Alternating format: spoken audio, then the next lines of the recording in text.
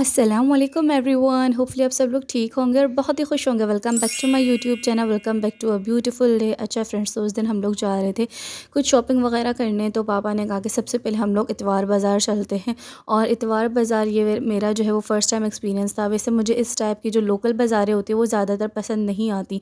वो इस वजह से क्योंकि यार एक तो वहाँ पर भीड़ बहुत ज़्यादा होती है, दूसरा ये कि वहाँ पर जो रास्ते होते हैं वो भी आबड़ खूबड़ होते हैं, क्योंकि एक दो दफ़ा मैं जो है वो गिरते गिरते बची हूँ ऐसी बाज़ारों में जाकर। तो इसी वजह से मुझे जो है इन बाज़ारों में जाना कुछ ख़ास पसंद है नहीं। और तीसरा ये आपको पता है कि वहाँ पर किस तरह के लोग आते हैं। और कभी कोई फॉर एग्ज़ाम्पल कोई ओकेज़न हो, लाइक ईद का मौका हो, या फिर इसके अलावा संडे वगैरह हो, वीकेंड हो, तो और भी ज़्यादा अजीब-अजीब से लोग आते हैं। ख़ैर ज़ीशान भी हमारे साथ चला था। पापा ने कहा था कि कोई कुछ बेडशीट्स वगैरह ले लेंगे। मामा ने भी कहा था कि वो भी देख लेंगी। वो यहाँ पर काफ़ी अर्से पहले आई थी, तो उन्होंने कहा कि वो अब देख लेंगी कि क्या-क्या चेंजेस आए हैं। वैसे इन वाली जगहों पर जो भी मैंने आपको बताया कि रश बहुत ज़्यादा होता है, अजीब से लोग होते हैं, अबड़-खुबड़ रास्ते होते हैं, लेकिन यहाँ पर जो है वो चीज़ें बहुत ज़्यादा वैरायटी उनकी मौजूद होती है। हम लोगों ने बेडशीट्स वगैरह देखी, कुछ बाय भी की। इंशाल्लाह ताला वो मैं ईद के दिन आप लोगों के साथ शेयर करूँगी।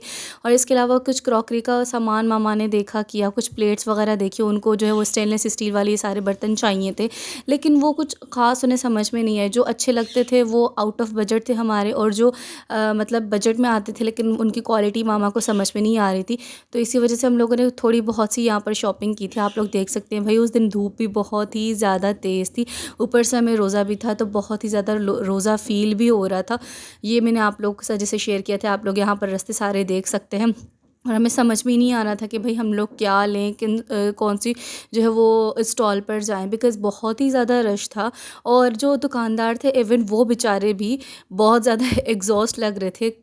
कौन से कस्टमर को जो है वो सर्व करते, अगर हम लोग उनसे बात करते तो वो कोई और कस्टमर आ जाता, फिर उनको उनके पास चले जाते। मतलब इस तरीके से सारा सीन था यहाँ पर। आप लोग देखिए कि रश भी बहुत ज़्यादा थी, धूप भी बहुत ज़्यादा थी। इसी वजह से हम लोगों ने बस थोड़ा सा ही टाइम वहाँ पर स्पेंड किया।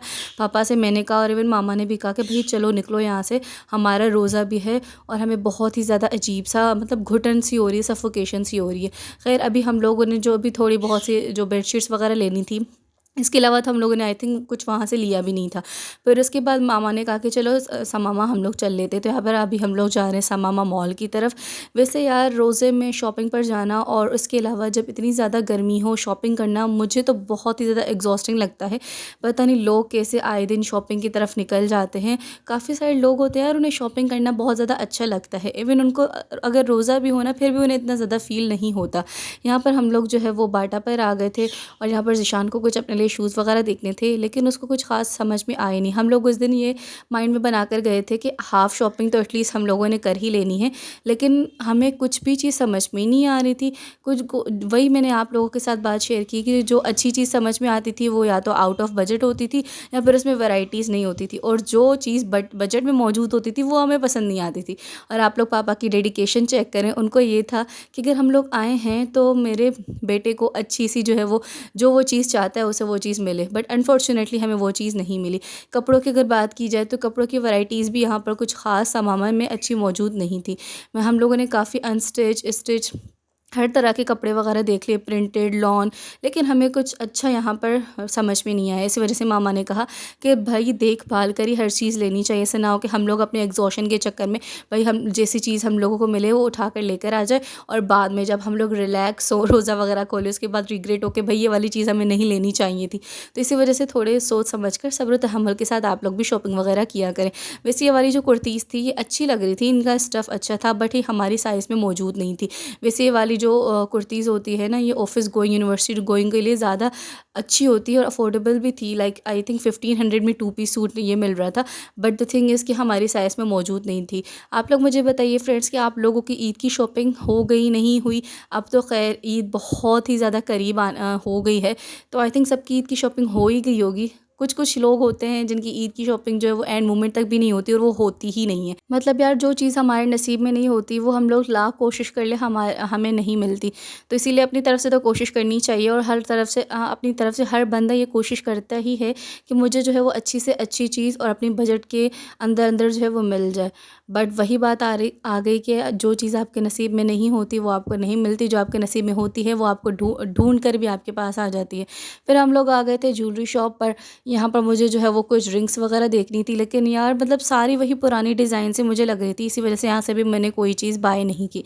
हाँ, ये वाली चीज़ बहुत अच्छी हो गई कि हम लोग ये मौसमियात समामा में ही कॉस्मेटिक्स की दुकान पर आ गए थे। यहाँ पर काफ़ी सारी हमें अच्छी चीज़ें मिल गई। मिस रोज़ हुदा की मैंने जो है वो मैट लिपस्टिक्स वगैरह बाई की।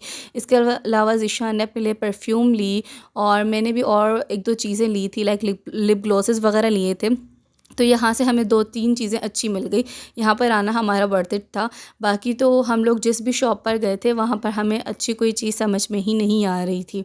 यार मुझे वैसे लगता है कि शॉपिंग करना भी जो है ना वो एक आर्ट है, और बार्गेनिंग करना भी एक आर्ट ही है, जो कि मेरे मम्मा और पापा को तो बहुत अच्छे तरीके से माशाल्लाह से आती है। बट हमें अभी सीखने की बहुत ही ज़्यादा ज़रूरत है।